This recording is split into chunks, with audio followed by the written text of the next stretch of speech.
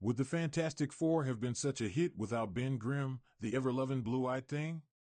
We'll never know, but it's doubtful the Fantastic Three would have driven Marvel Comics to great success in 1961.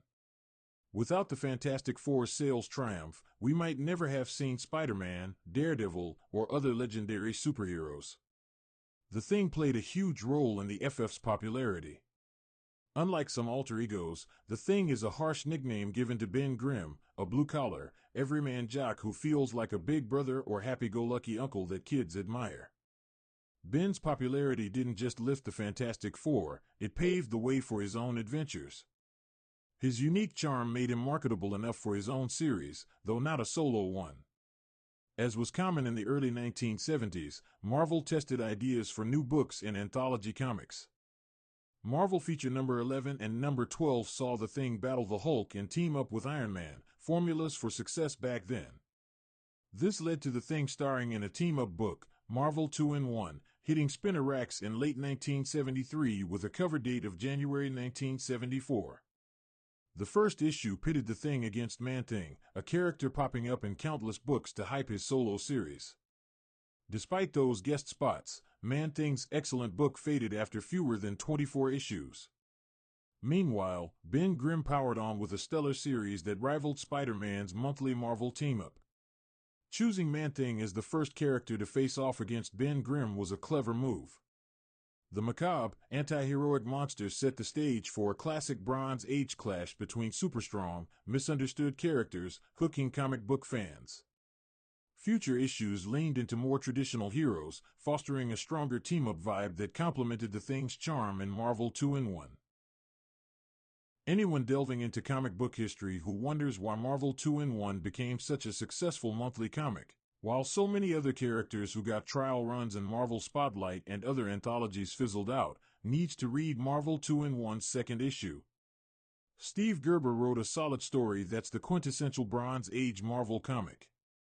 It packs villains, heroes, and anti-heroes into one wild ride, with enough twists and surprises to keep readers guessing until the very last page. Marvel 2-in-1 Issue 2 is a great read. A mystery man plummets from the sky, crashing into the ocean blue. Namor, the submariner's spirited cousin, rescues the stranger, but the Namor's arrival and bad mood scares him, sending him fleeing. Namor, sensing the man's limited mental capabilities, convinces a skeptical Namor to track him down before he causes chaos. Wondar's flight leads him to the gritty streets of New York City, not the place you want to go if you wish to avoid Marvel Comics combat.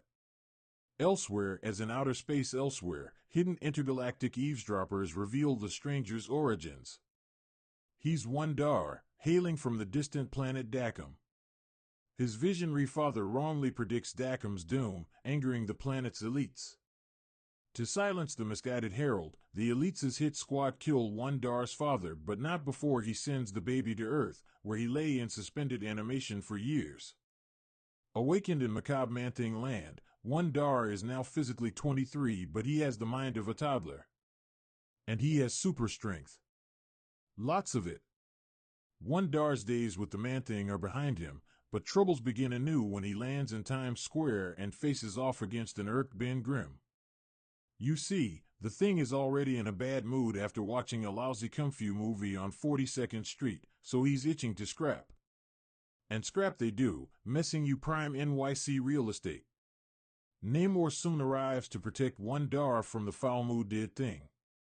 Did we mention the elites on Wondar's planet are worried he'll return when his mind fully forms by taking up his father's doomsaying ways? They want him unalive, duh.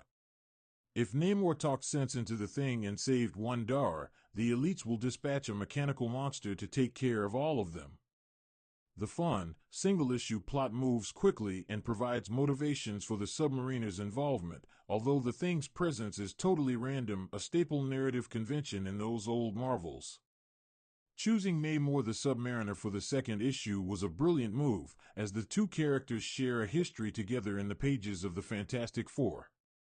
Giving Namor and the Thing a conflict over a brand new, mysterious character who is not a villain adds intrigue to the proceedings. Of course, Wonder is supposed to be a sly parody of Superman, and TR character got Marvel into some hot water. Wonder is played too seriously in this issue and his debut appearance in a Man-Thing story to serve as a parody, so he comes off as a carbon copy of the Man of Steel without a humorous edge.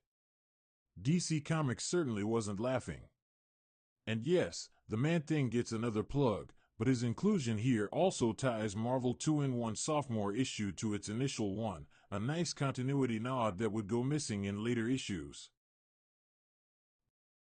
Marvel 2-in-1's next issues featured Daredevil and Captain America, heavy hitters who likely pumped sales.